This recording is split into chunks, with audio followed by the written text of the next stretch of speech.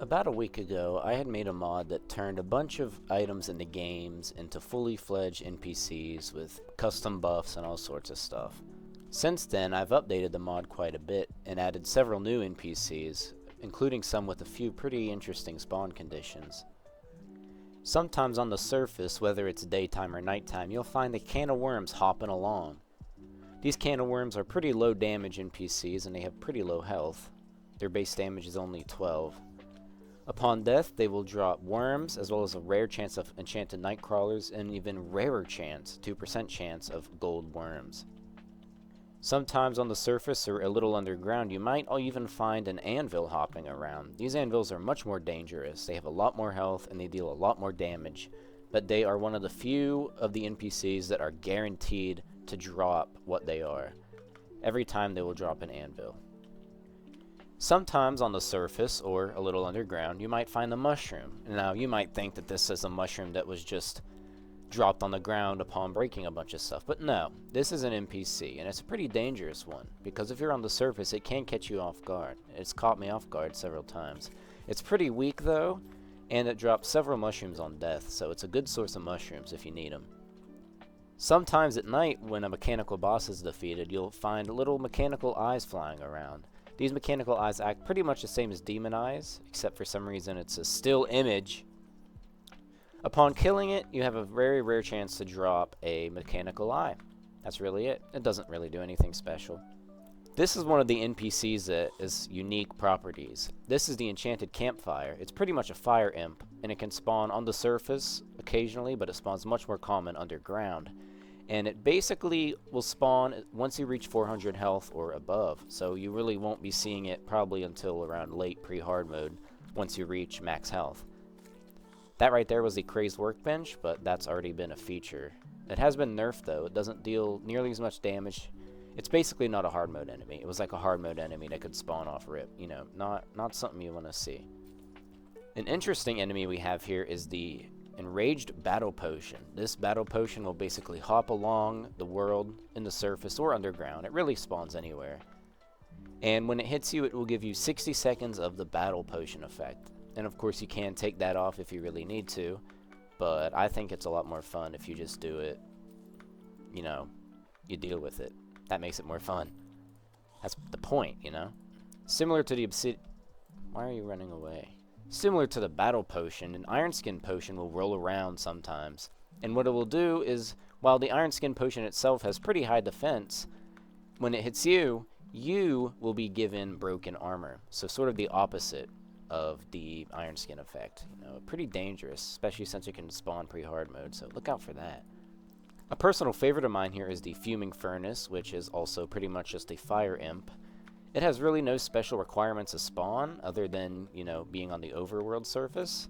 And once you kill it, it has a 1 in 4 chance to drop a certain amount of materials made to create a furnace, or the furnace itself. Like a 1 in 12 chance to drop a furnace. This enemy was shown off in the first video, in the first version, but it has also gotten some tweaks. It's a lot less health. Well, it mostly does less damage, but it's basically still a slime, a trash can that hops around. Kill it, you get a trash can like 50% of the time. So it's funny. I thought it was funny. I'll say it was funny.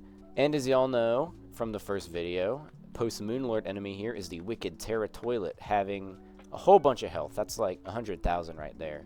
Having a base damage of 400, so you really want to watch out for this guy. And you know, it drops a good bit of money, probably will be increased in the future, even more. And has a chance to drop a Terra Toilet, because, you know, why not? Look down there in the snow biome. You see that? That looks like a Shiverthorn, right? Well, you're wrong. This is the Mimic Shiverthorn, and similar to the Mimic Mushroom, it basically pretends to be a Shiverthorn on the ground. Once you get close to it, it'll start attacking you, just like a mimic, a regular mimic. And it drops Shiverthorns and Shiverthorn seeds on occasion as well, so it's a good source of Shiverthorns.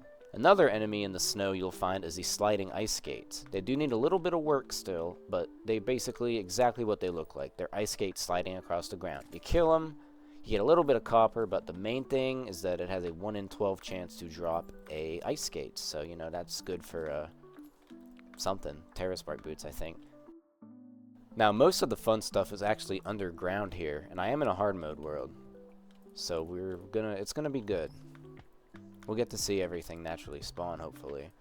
This right here is the Cursed Breaker Blade. It was shown off in the first version, but it has been buffed a little bit, and it also spawns much less frequently.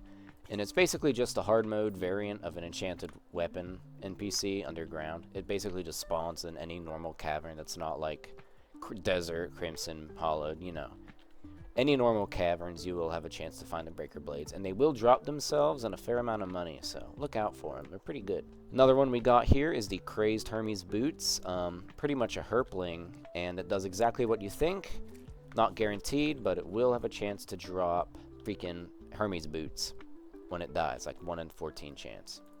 Now this is a fun one here. This is the Demonic Ankh Charm, and this is a hard mode enemy that will actually only spawn if you have an Ankh Charm in your inventory. And a shield, I'm going to add that. But it's basically a flow invader, and it will spawn underground and attack you. And it has a good bit of health, a lot of damage. It can go through walls and stuff, even though its projectiles can't. And it drops 5 gold on death. And when you kill it, it will not drop the Ankh Charm. It will instead have a 1 in 12 chance to drop any of the components for an Ankh Charm. But it is a very rare spawn. And you're already going to have the Ankh Charm when you have it. It's just more of an enemy to fight, you know, it's fun. It's cool.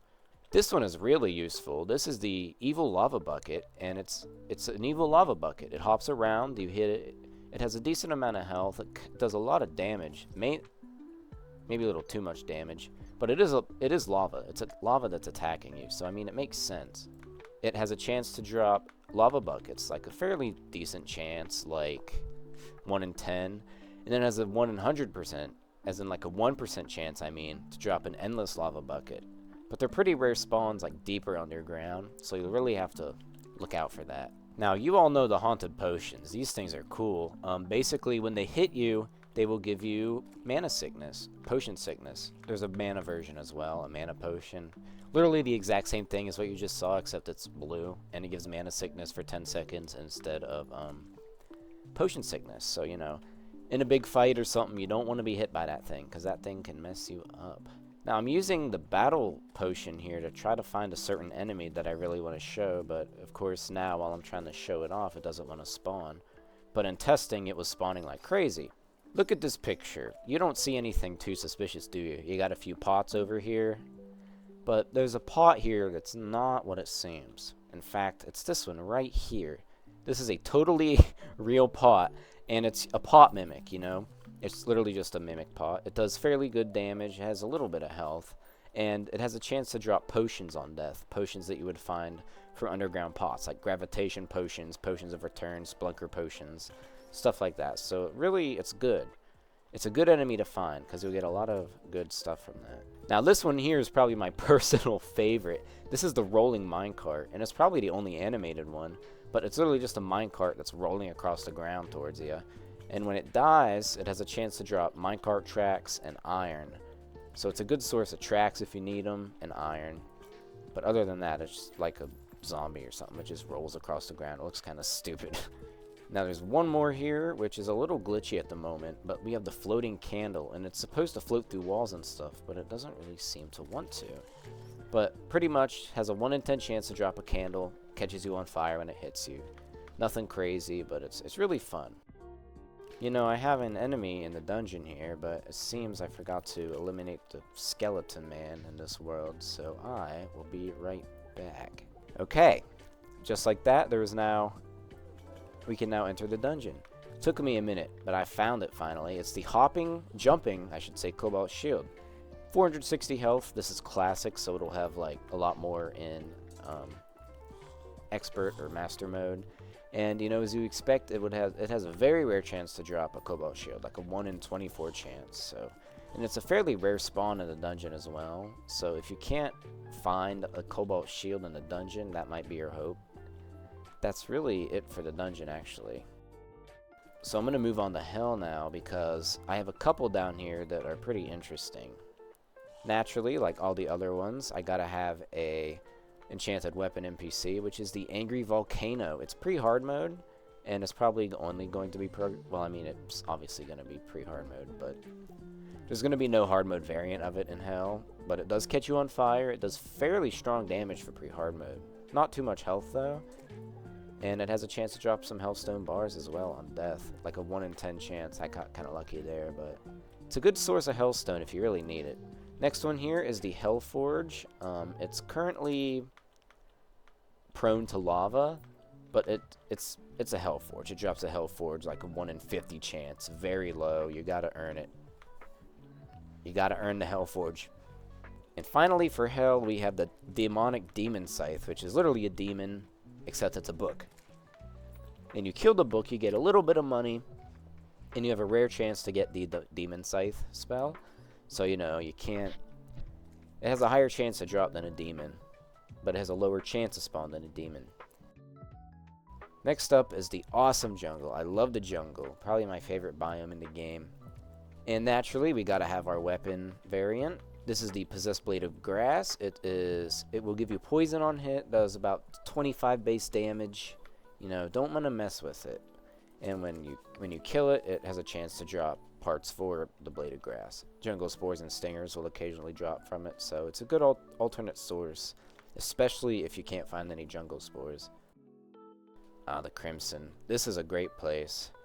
Just kidding. What the? That's a weird generation. Anyway, the Crimson has one enemy as well. There will be more in the future, of course. It is the Haunted Blood Butcher. It's a weapon variant, of course.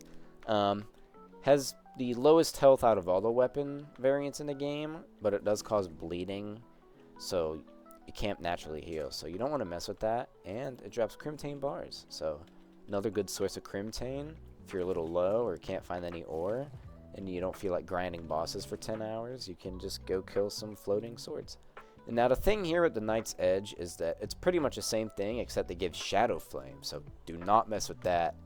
This isn't a corruption world, and I didn't feel like making a whole new one, but pretty much the exact same thing as the Blood Butcher, but it can spawn into corruption, you know?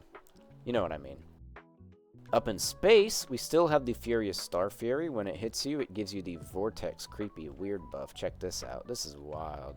Especially in pre-hard mode. It can spawn like right off the bat as long as you're in space. So don't mess with that, because it can kind of mess you up. We're talking like lunar pillar shit, man. It's wild.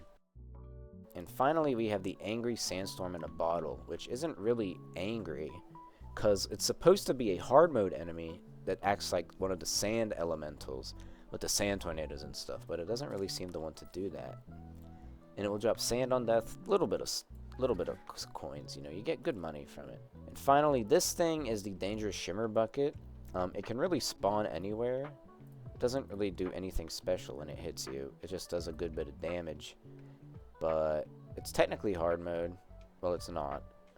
And it only spawns when you use either an Aegis Fruit or the other one, the Heart Crystal upgrade or the Mana Star upgrade.